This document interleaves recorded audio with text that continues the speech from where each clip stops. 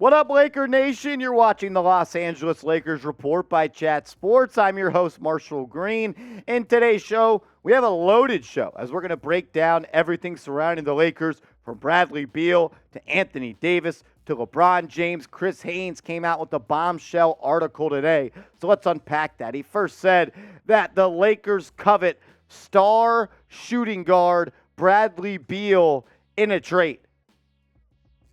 Look, if you want to contend, if you want to be for real in the Western Conference, a great first step by doing that would be trading for Bradley Beal. This is what Chris Haynes of Bleacher Report had to say. He said a star player whom the Lakers are known to covet is Washington Wizards shooting guard Bradley Beal. Going after the 10-year veteran would only be an option if Beal were to request a trade, a tactic he has been reluctant to exercise. Beal next to LeBron would be awesome, because at this point, I think LeBron, and he's been best in his career with that. Go back to the Cavs. He had Kyrie. When he was with the Heat, he had Dwayne Wade. Another guy that could dominate the ball at times and go get their own shot. And Bradley Beal is one of the best in the NBA at doing that. This dude is a walking bucket. He's had seasons where he's averaged 30 points per game. And if he came to the Lakers and didn't have to be the first option, didn't have to see the best wing defender every single night, he could be the missing piece to this Lakers team. But it comes back to the question of, what would the Lakers have to give up in a Bradley Beal trade? Would they be cool with Russell Westbrook being a part of that? If Bradley Beal forces a trade, I think Russell Westbrook would be a valuable piece for this reason and this reason alone. You get a $47 million expiring deal. You get to right the wrongs of that Bradley Beal contract extension with one trade, and you pretty much get to come off all of that cap space. But remember, there was a report just a couple of days ago via Bill Simmons that the Lakers may be looking to trade Anthony Davis. Because if you're looking to covet, and you covet Bradley Beal, you can't honestly think that you can make a trade for Beal if Anthony Davis is not involved. So what about this trade idea that we debated and talked about in the Chat Sports studios, and there was a 50-50 split if the Lakers would do it, if the Wizards would do it, which I think makes a good point and a good reason to talk about it. The Lakers would receive Bradley Beal and Kristaps Porzingis while giving up Russell Westbrook, Anthony Davis, and those 2 first-round picks. I think it's a great question, so I'll ask you, who wins this trade? If this trade were to go down, who wins it? Honestly, I see both teams as winners in this deal. I think the main thing comes down to health. You got to hurt Kristaps Porzingis. Not a hurt. He's hurt a lot. Anthony Davis is hurt a lot. But I think the Lakers might be getting the most reliable and best player in this deal. And Brad Beal, you could say AD is the best player. I'm not going to be mad at you, and I could easily be convinced that he is. But I want to hear from you guys. Let me know who wins this trade. Type LAL for the Lakers or WAS for the Washington Wizards. And make sure you're subscribed to the channel, youtube.com/LakersTV, because we're going to continue to put out videos almost every single day on the latest Lakers news and rumors. When news or rumors come out, we get you guys a video as soon as possible. We put out videos almost every single day. If that's what you're looking for on YouTube, go down right now, hit that big red button right now.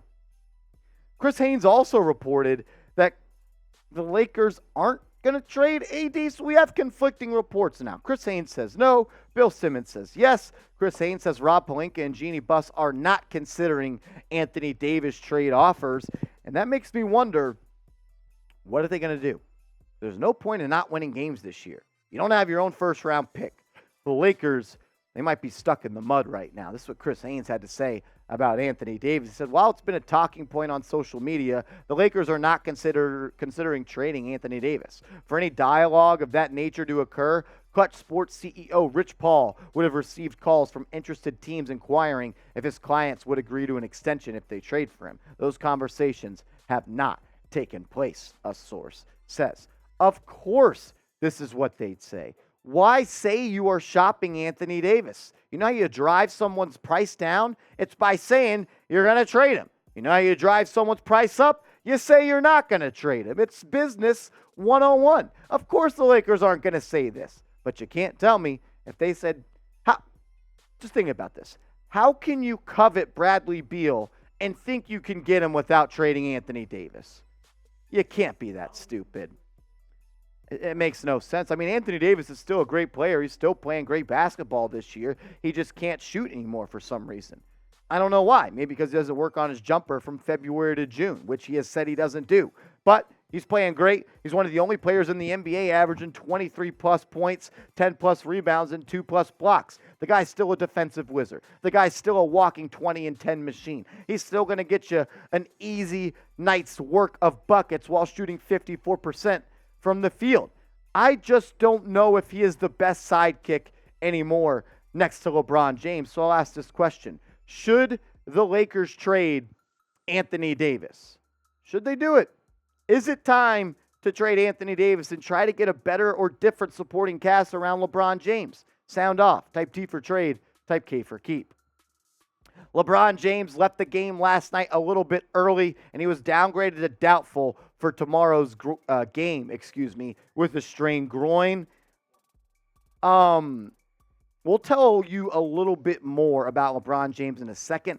Not really a good thing when someone of his age has a lower leg injury like this, but we'll break that down. They did, though. The Los Angeles Lakers just release their City Edition jerseys. These are fire, bro. The whites, even though I still like the Sunday whites a little bit better, these are still really, really nice. And you can get yours today with our proud sponsor, Fanatics. You got to use the link, though, to get the deal. Go to chatsports.com/Bron City. That's chatsports.com/Bron City. That link will be in the comments and description of today's show. Dave McMenamin. We all know about Dirty Dave and Malika. We know about you. He says Lakers coach Darvin Ham says LeBron James will be day-to-day with his groin injury. Ham says the MRI showed that James had a strained left abductor. Of note, by virtue of a scheduling quirk, James could take 8 days off in this next stretch and only miss 2 games. Because the Lakers play, Sunday? And then they don't play again until Friday? So if you're going to be hurt, this might be the best time to be hurt because, like they said, you could take up to 8 days off. But the hits just keep on coming for the Lakers. That's another hit. Barry Bonds, you know. The hits keep coming. It just seems like the Lakers can't get on track. They win 2 games in a row, and they fall and lose a couple in a row after that. This is what Darvin Ham had to say about LeBron James. He said, if he has to sit out a couple of games or a few games, guys just got to be ready to play. Compete and hoop. You can feel sorry for yourself for guys to hang their heads that can spill over to more games being lost. LeBron wants action from LeBron James. LeBron wants action from Rob Pelinka. LeBron is reportedly very upset that the Lakers have been reluctant to trade those first 2-round picks to get him help to maximize the championship window. Something I talk about on this channel every day. You signed LeBron James not to be in the lottery every year. You signed LeBron James to compete and hang banners. You're not doing that with the roster you got right now, and you ain't doing it with the 2027 and 2029 draft pick. This is what Chris Haynes had to say about LeBron being upset. He said James, who turns 38 next month and is in year 20 of his NBA career, does not want to waste a season of his high-level playing days in hopes of incoming reinforcements for next season. Other core players on the roster would likewise prefer those picks to be used to elevate this year's team. Well, Robbie P., you could have done that this summer. You could have done it last month. But somehow Jeannie Buss gave you an extension for doing nothing and running it back. I'm sorry, you traded for Patrick Beverley. Let me give you some credit there. Look, I don't get what the Lakers are doing. I don't understand it. Are they trying to win? Are they tanking without a first-round pick? What are they doing? I don't know. I'll ask you, and maybe you guys can educate me in the comments section. Will the Lakers make a trade this season? They have to, because you're not competing in the Western Conference with this lineup. I think it's funny that Russell Westbrook is the favorite right now to win Sixth Man of the Year. You still ain't winning with that. Will the Lakers make a trade? Why for yes and for no? Also, I also want to give a big shout out to the Lakers Report, real ones. You guys have been tuning in every single show. Thank you to you guys. If you bleed purple and gold and you're looking for more videos, go down right now and comment real one.